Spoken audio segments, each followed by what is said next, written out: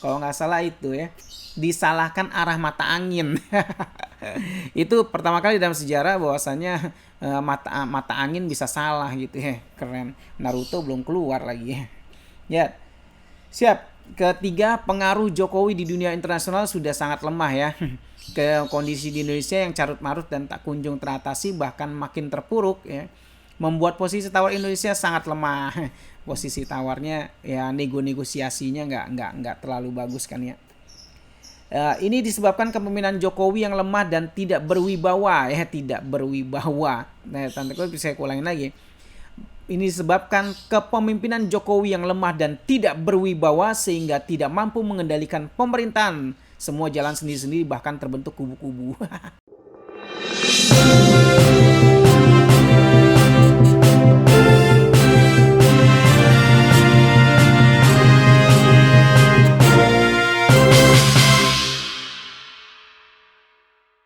Baik guys, assalamualaikum warahmatullahi wabarakatuh. Guys, kembali lagi bersama saya orang lembur dari negeri anta beranta ya. Kita tidak bosan-bosan dan tidak henti-hentinya ya kita menyuarakan apa yang menurut kita benar ya. Karena menurut orang benar belum tentu menurut kita benar gitu ya. Nah, aduh, ada yang aneh-aneh tuh kan. Nah, jadi harap maklum nih guys, di sini saya coba bacakan berita lagi, tapi kali ini bahasnya agak ngeri-ngeri sedap ya, karena setiap kita bahas juga memang ngeri-ngeri sedap. Uh, Tentang profil Pak Jokowi ini memang jadi perdebatan panjang dari kalangan netizen ya. Karena beliau juga di dalam tanda kutip bahwasanya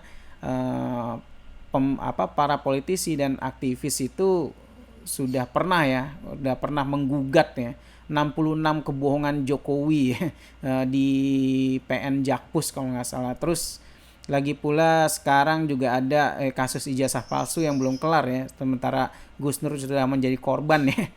Korban di penjara nggak jelas salahnya apa. Karena yang kali ini yang menuduh jaksa ya, bukan Gus Nurnya. Karena kalau yang barang siapa yang menuduh itu harus memberikan bukti ya. Nah, sedangkan jaksa tidak pernah menampilkan buktinya ya. Bahwasanya ijazah aslinya tidak pernah tampil. Nah, kali ini saya mau bahas tentang berita-berita hangat dari democrazy.id. Saya salut dengan tim democrazy.id ya. Judulnya keren-keren banget ya. Nah, ini ada berita baru nih. Jokowi benar-benar sudah game over. Memang kemarin mahasiswa juga sempat demo kan.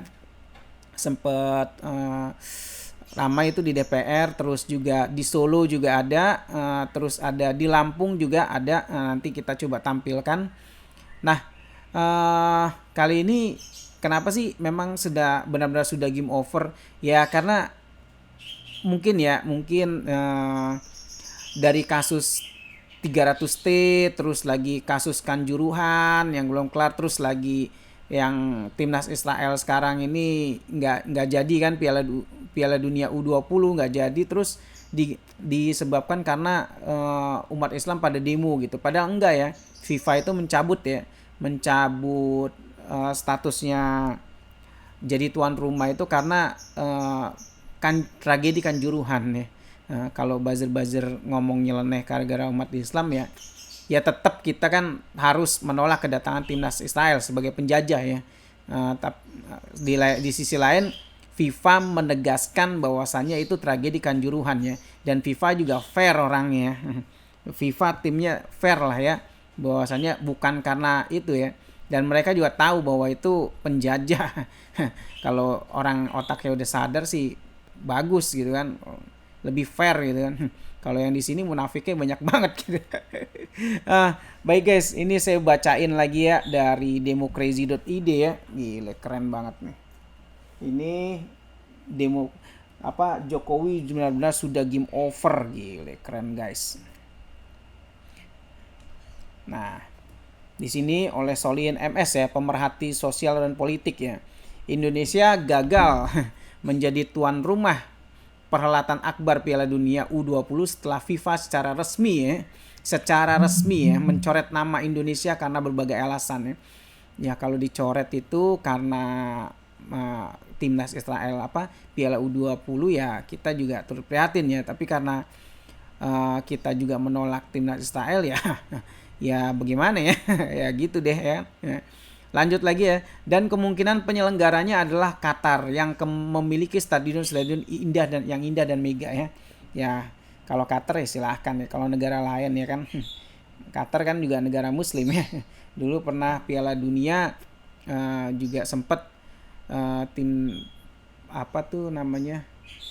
wartawan Israel ya ya dihujat habis-habisan ya. Sempat viral juga ya. Nah, lanjut ya, sebenarnya pencoretan nama Indonesia sudah bisa diduga kalau Indonesia akan dicoret sebagai penyelenggara Piala Dunia U20 ya. Bukan lantaran polemik kehadiran timnas Israel tuh, lihat.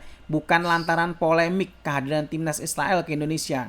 Walaupun akan masuk ke timnas Israel membuka tabir para pengkhianat perjuangan Palestina untuk menjadi negara merdeka, tetapi yang jadi alasan FIFA justru bukan itu ya. Yang jadi alasan FIFA bukan itu ya. Nah, padahal Jokowi sudah sangat optimis ya, sempat antusias ya dengan adanya Piala Dunia U20 ya. Padahal Jokowi sudah sangat optimis perhelatan Piala Dunia itu bisa digelar di Indonesia karena sudah mengutus Erick Thohir ya Menteri BUMN ya untuk melobi Presiden FIFA Gianni Infantino di Doha, Qatar ya. Nah, ternyata kehebatan Erick sebagai ketum PSSI di mata FIFA tidak dianggap sama sekali ya.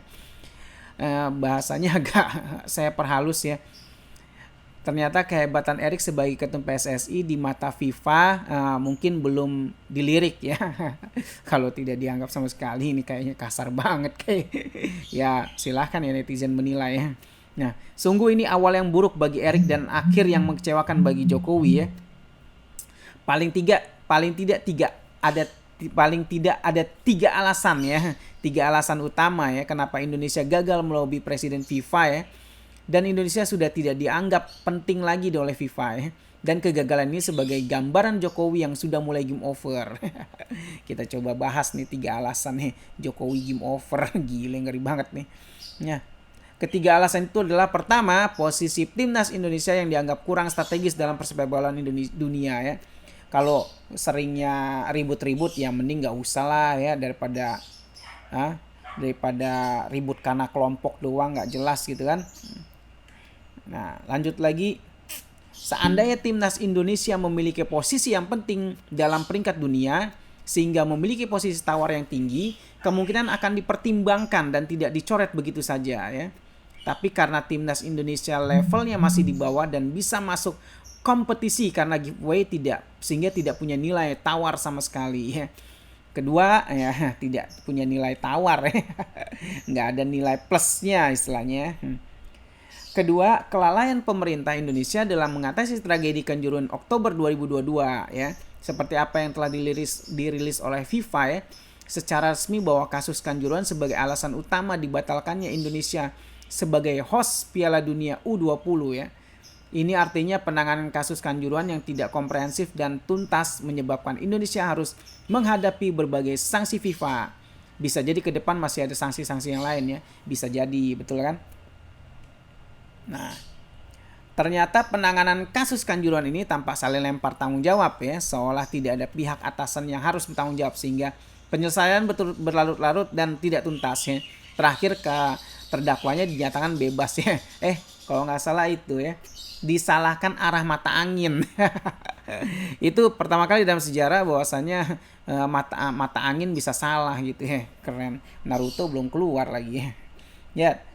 Siap. Ketiga, pengaruh Jokowi di dunia internasional sudah sangat lemah ya. Ke kondisi di Indonesia yang carut-marut dan tak kunjung teratasi bahkan makin terpuruk ya. Membuat posisi tawar Indonesia sangat lemah. Posisi tawarnya ya negosiasinya nggak terlalu bagus kan ya. Ini disebabkan kepemimpinan Jokowi yang lemah dan tidak berwibawa ya, tidak berwibawa. Nah, tante-tante bisa saya ulangin lagi. Ini disebabkan kepemimpinan Jokowi yang lemah dan tidak berwibawa sehingga tidak mampu mengendalikan pemerintahan Semua jalan sendiri-sendiri, bahkan terbentuk kubu-kubu. Gile guys, ngeri guys. Sekarang nasi sudah jadi bubur ya. Tragedi Kanjuruhan di mana lebih dari 200 orang terbunuh, rekam jejaknya akan terus menghantui ketenangan para aparat, pembantai dan juga atasannya yang bertanggung jawab ya. Atasannya harus ketar-ketir juga ya kayak gini ya. Dengan gagalnya Indonesia jadi tuan rumah Piala Dunia U20, sempurna sudah kegagalan Jokowi menjadi seorang pemimpin ya, yang bukan saja tidak mampu memberikan solusi bagi bangsa dan negara, tetapi juga sudah tidak disegani baik di dalam negeri maupun di luar negeri ya. Udah istilah kasarnya kalau ibarat kata mah udah dilepeh gitu ya.